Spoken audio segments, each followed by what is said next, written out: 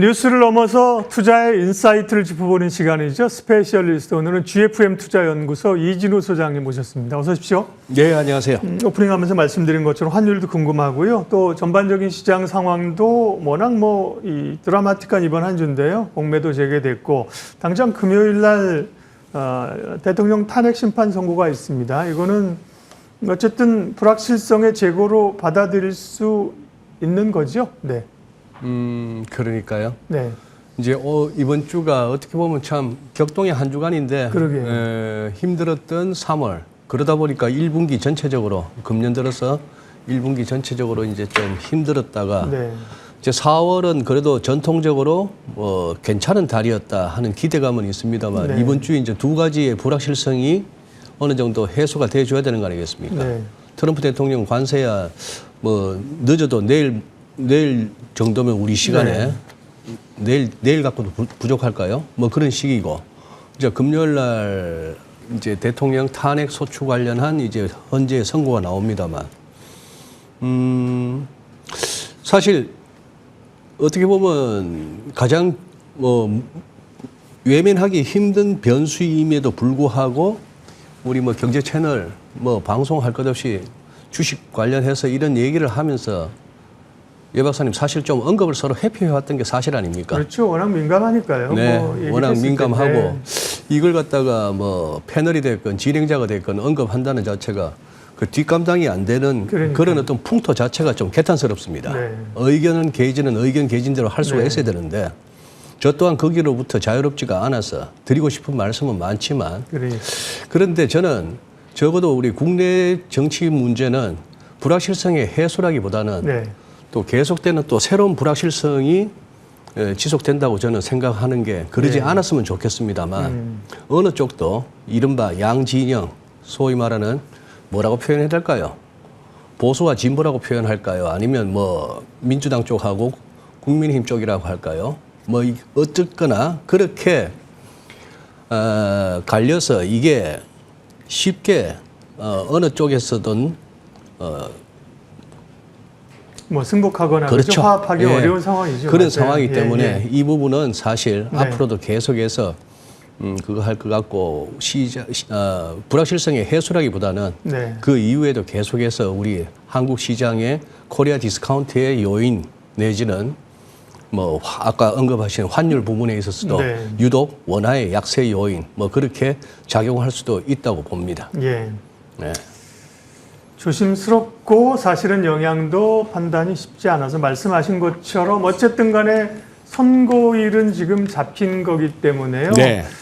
이번 주 지나고 그 얘기 다시 하시죠. 다음번에 오실 때 그죠? 네. 시장 반응이나 이런 경로들을 우리가 조금 더 윤곽을 가지고 이제 그때 얘기를 하면 좋을 것 같고요. 네. 당장 트럼프 대통령의 보편 관세가 우리 시간은 내일 새벽 어딘 4시라고 또 어딘 5시라고 하는데 어쨌든 또 원래는 이제 현지 시간으로 2일 날 상호관세 발표하고 3일 날 발효했는데 오늘 뉴스는 발효 즉시 공표 즉시 이제 발효한다 이렇게 얘기했는데요. 글쎄요, 트럼프의 그 속내 의중이 지금 트럼프의 계획대로는 잘 가고 있는 걸까요? 어떻게 되는 겁니까? 예. 그러니 이제 관세 때문에 세계 경제가 이제 좀 짙은 어떤 불확실성의 안개 속에 빠져들고 그리고 무엇보다도 주식시장으로 대변되는 자산시장이 흔들리니까 트럼프 풋은 애초에 기대하기 힘들었고 트럼프 풋 대신에 트럼프 탓은 할 수 있죠. 뭐가 잘못되면 트럼프 탓이야 할 수 있는데 첫 번째 슬라이드 이게 좀 한번 살펴는 보고 가시죠. 이게 캐롤라인 레빗 백악관 대변인이 기자들 앞에서 이렇게 표도 하나 들고 나와가지고 했던 저 사진이 있는데 내용인즉슨 그렇습니다. EU 같은 경우에 미국산 유제품에 대해서 50% 관세를 때리고 있고 일본은 미국산 쌀의 700%, 여기에 대해서 일본은 그거 정확한 수치 아니다라고 나오고 있는데요. 얼추 무슨 400% 정도 실질적으로는 그 정도인데 400%라 하더라도 높죠.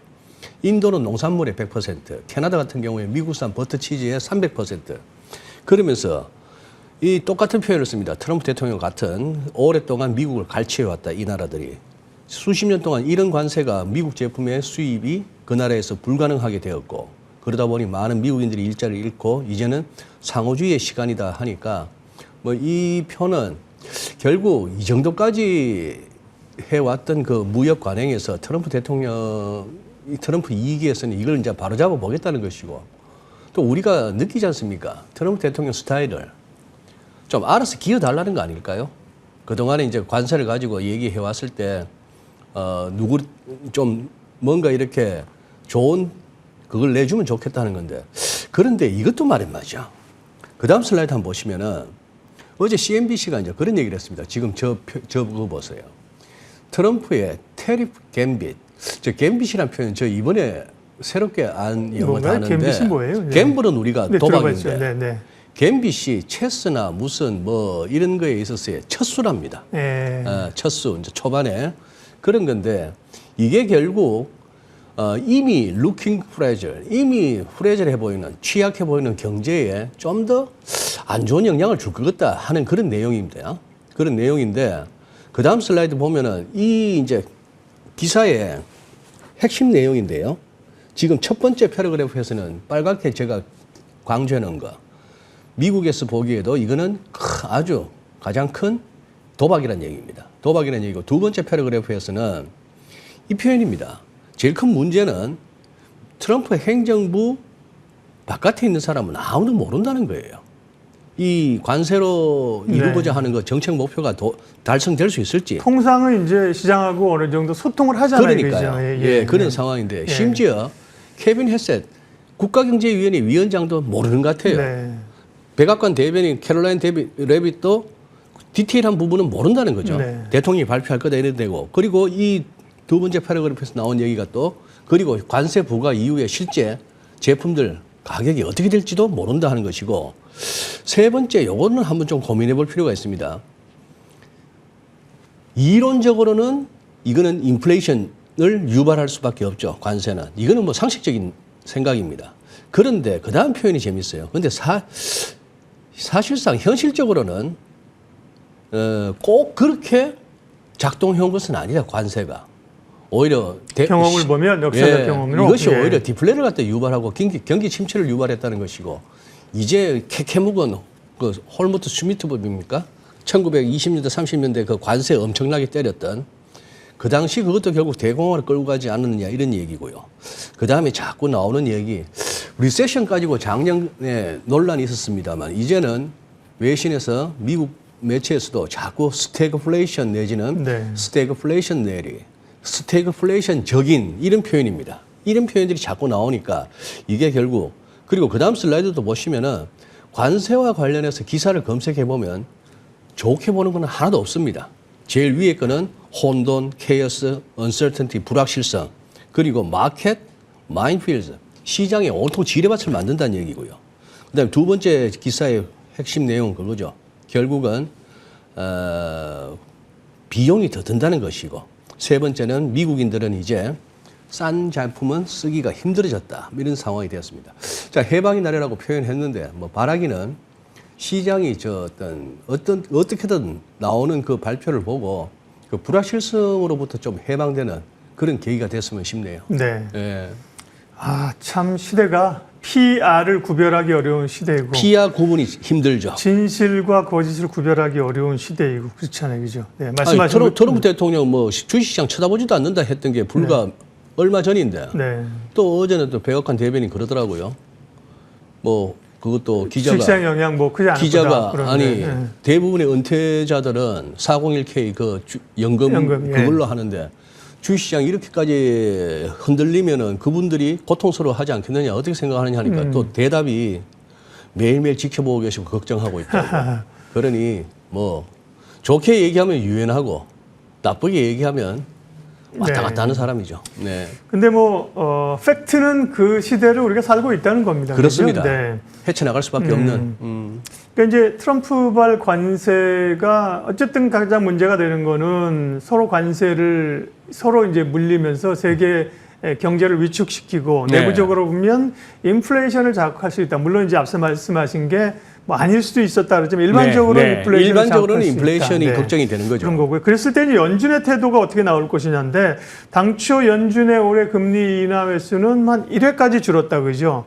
최근에 그런 우려들로 채권 수익 내리면서 뭐 2회, 3회까지도 또 늘어나는 분위기예요. 이건 어떻게 봐야 돼요? 네. 아까 예 박사님 예. 오프닝 하면서 말씀하셨잖아요. 네. 뭔가 연준이 예전 같지는 않다. 예. 그 존재감이.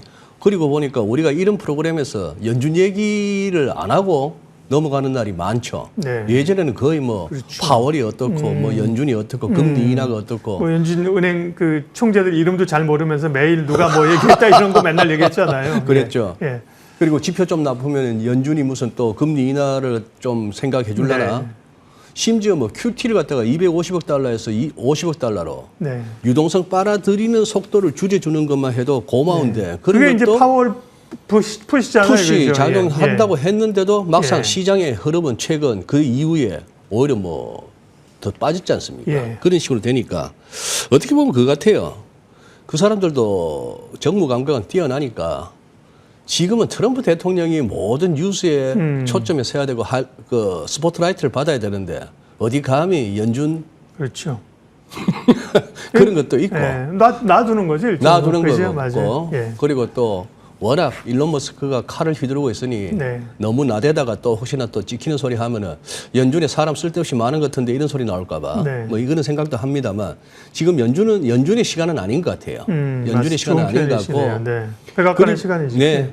그리고 어떤 돈을 더 푼다거나 이런 거는 이제 조금 기대하기가 힘든 상황이 됐는데 지금 이건 어떡하죠?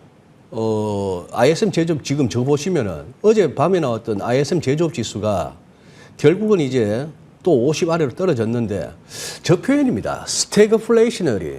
그러니 스태그플레이션이라고 대놓고 말은 못 하는데 약간 스태그플레이션 비스무리한 네. 이 표현이잖아요.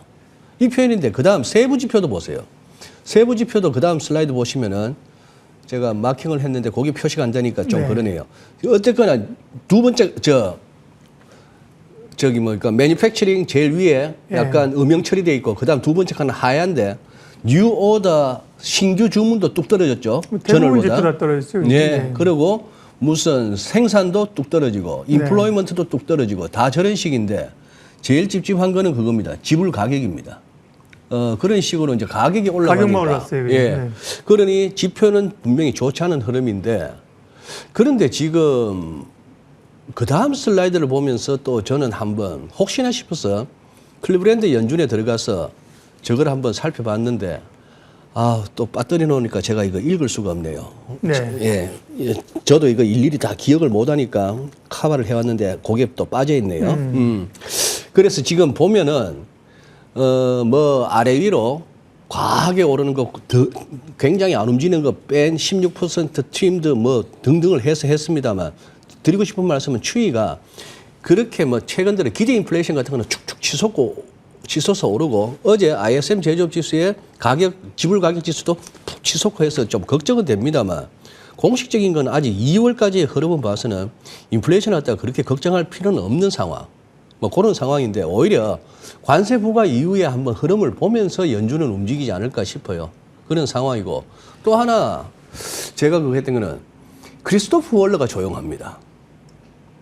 이 양반이 바이든 행정부 때는 굉장히 매파적이었던 인사가 트럼프 대통령 당선될 무렵부터는 또 굉장히 또 도비시하게 비둘기파적으로 해서 2025년에 적어도 2번은 할 것 같아. 뭐 이런 식으로 빠르면 3월에도 금리 인하 할 것 같아. 이런 식으로 해서 갑자기 태세 전환했던 양반이고 워낙에 또 공화당 쪽 인물이었고 그래서 월러가 계속해서 뭔가 좀 발언권을 갖다가 이렇게 키울라 싶었는데 월러조차도 요새 거의 입을 닫고 있네요. 입을 닫고 있고 연준 내에 보면 그 왜 언론 타기 좋아하는 사람들 많지 않습니까? 이 사람들이 예전 같지가 않아요. 지금 보니까 연준은 한동안 이 스탠스 갈 것 같아요. 한국어를 한자 사자성어를 배운 모양이죠. 복지부동. 지금은 나댈 때가 아니다. 우리가 나댈 때가 아니다. 네. 진짜 대단히 스트롱맨 그리고 각광받기 좋아하고 자기보다 누군가 더 부각되면은 꼭 이렇게 갈구는 분이 미국 최고 네. 권력자니까요. 그러게요. 자, 미국 시장 얘기 조금만 더 하면요. 기술주들이 정말 무섭게 하락했습니다. 네. 그러면서 이제 다들 얘기했던 게 역시 버핏 옹이야. 버핏 할배가 주식 팔고 이제 그죠? 뭐 잘 갈 때 뭐 사실 주식 판다 그랬을 네. 때 몇 번 그랬잖아요. 감 떨어졌네, 촉 없네 이랬는데 결국 그죠? 기술주가 많이 하락했습니다. 이제 조정을 받을 만큼 받은 것인지 예. 어떻게 보세요? 그 부분은 저는 뭐 이렇게 말씀드리고 싶은 네. 것이 모든 걸 갖다가 트럼프 탓, 관세 탓으로 돌리고 싶습니다만 네. 지금 와서 보니까 이제 그거 한 거죠. 사실 작년부터 일각에서는 계속 그 가능성을 제기했지만 버블 가능성, 밸류에이션 측면에서 이거는 좀 과하다 하는 얘기가 있었지만 계속 고점을 높여가니까 그 사람들은 바보 되고 용감한 그렇죠. 자만이 네. 벌 수 있는 거야 이런 소리를 했습니다만 이제 뚝 꺾이고 나니까 확실히 뭐 굳이 따지자면 이젠 또 잠잠해졌습니다만 딥시크 충격은 컸던 거죠. 과연 미국식의 저런 식의 주가를 높이 쳐주는 거나 AI 쪽에 대한 투자를 저렇게 과도하게 비싼 칩을 쓰면서 AI 관련한 인력들을 저렇게 꼭 해야 돼? 그거 안 해도 비슷하기는 나오는데 하는 충격도 있었고 테슬라만 하더라도 마찬가지죠.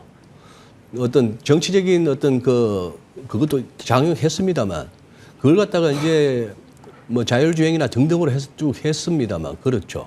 뭐 메타도 보세요. 그냥 작년 트럼프 당선 이후에 쭉 올라갔던 거 그냥 그대로 똑같은 속도로 원위치하고 우리가 뭐 아이온큐가 뭐 대주주 빼고 한국인 지분이 뭐 거의 두 번째로 갈 정도. 네. 그러니 우리가 그 정도까지 빠른 겁니다.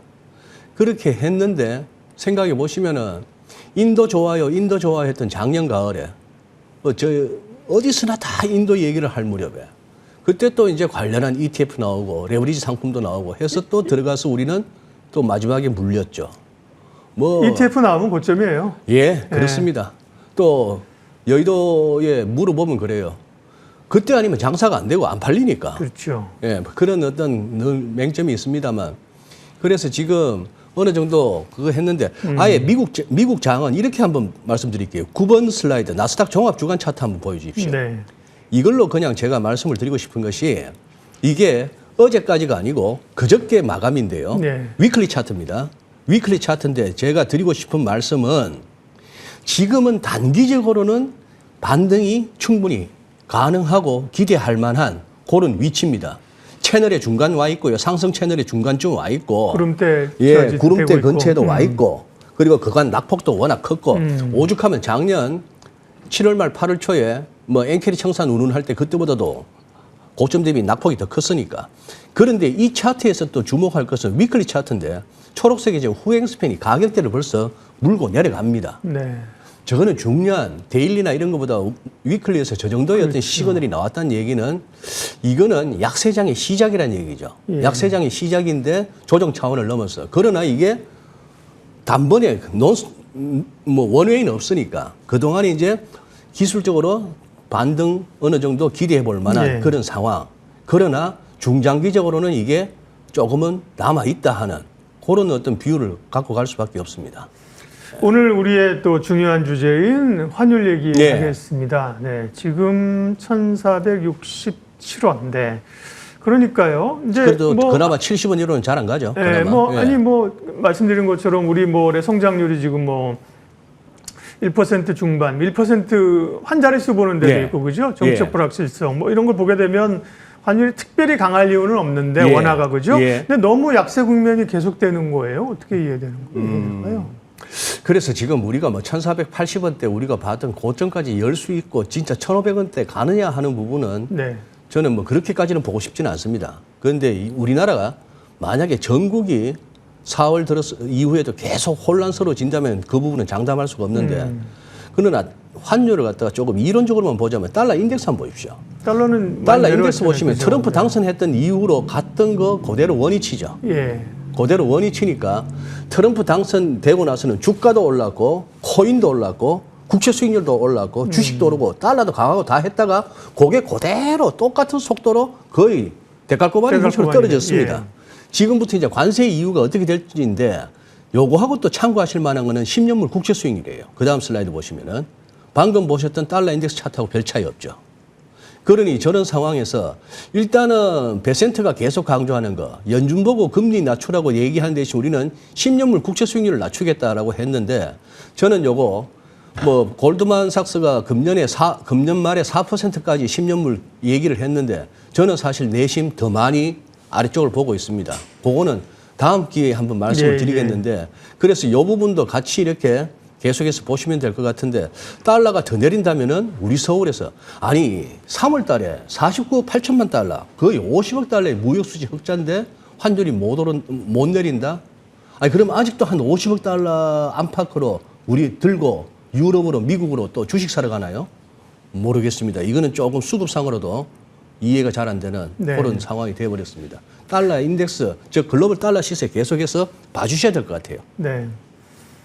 예, 이제 뭐 앞으로도 또 오시게 되면 그때그때 현안들을 얘기할 수 있을 거니까 오늘은 어쨌든 이번 주에 몰려있는 여러 이슈들을 소화해 가는 과정이랑 환율을 봤는데요. 네. 그 투자자들은 어떻게 해야 돼요? 그냥 예 박사님, 요 준비했던 차트 요거 하나만 말씀드리고 마무리하고 싶은데요. 코스피 일간 차트입니다. 근데 잘 보셔야 될 것은 오늘 차트가 아니고 어제 그것도 한 오전 한 11시 반 무렵 어제 장중 차트인데 기본적으로 주목하셔야 할 것은 아래쪽에 아래쪽 저점에서 올라가던 빨간색 선이 까만색 선으로 바뀌었습니다. 즉 뭐냐 하면은 깨고 내려온 지지선은 이제 그 이후에 저항선이 되는 거예요. 지금 우리도 기술적 반등 구간에 접어들었습니다만 머리를 계속 올라가고 있는 저점끼리 연결한 저 선 가면은 저걸 돌파하기는 쉽지 않아 보입니다. 그래서 저걸 갖다가 돌파하는 상황까지 온다면 그 다음에는 저기 고점에서 고점끼리 연결한 아래쪽으로 내려오는 저 굵은 우하형 실선이 이제 그게 또 묵직한 저항이 되겠습니다만 이래저래 2,600이 고모 무거워졌습니다. 무거워졌는데 우리도 지금 여기서 뭐 우리 주식이 길길이 뛴다라고 하는 것도 좀 오바요. 여기서 또 무슨 뭐 폭락을 갖다 얘기하는 것도 지금은 저렇게 자꾸 한번 내려왔던 저 선, 깨졌던 선에 대해서 다시 한번 회복 시도가 있다가 부딪히면 밀리고 그런데 도대체 외국인들 속내를 알 수 없으니까 그게 문제입니다. 오늘 많이 팔죠, 외국인들. 선물이. 네. 예, 뭐 그게 좀 찝찝합니다. 그러게요. 7,700억 지금 이 시간대 매도 내역이죠. 네. 뭐 끝날 때 봐야 되겠으나 외국인도 뭐 어쨌든 간에 뭐 하방 쪽도 좀 보고 있는 변동성을 좀 보고 있는 거죠. 그죠? 예, 현성을 같이 팔고 있습니다. 네. 오늘은 이진우 소장님 함께 했고요. 내일 예고 잠깐 하겠습니다. 우리 시간으로 내일 새벽에 뭐 4시 혹은 5시에 트럼프의 관세 정책이 발표되고 나면 어쨌든 뭐 미국 시장은 끝날 시간입니다만 우리 시장은 반응할 거거든요. 관련된 내용을 가지고 관세 관련된 얘기를 내일 조영찬 소장님과 함께 스페셜리스트에서 풀어볼게요. 오늘 깊은 투자 이야기 스페셜리스트는 GFM 투자연구소 이진우 소장님 함께 했습니다. 소장님 고맙습니다. 예, 감사합니다.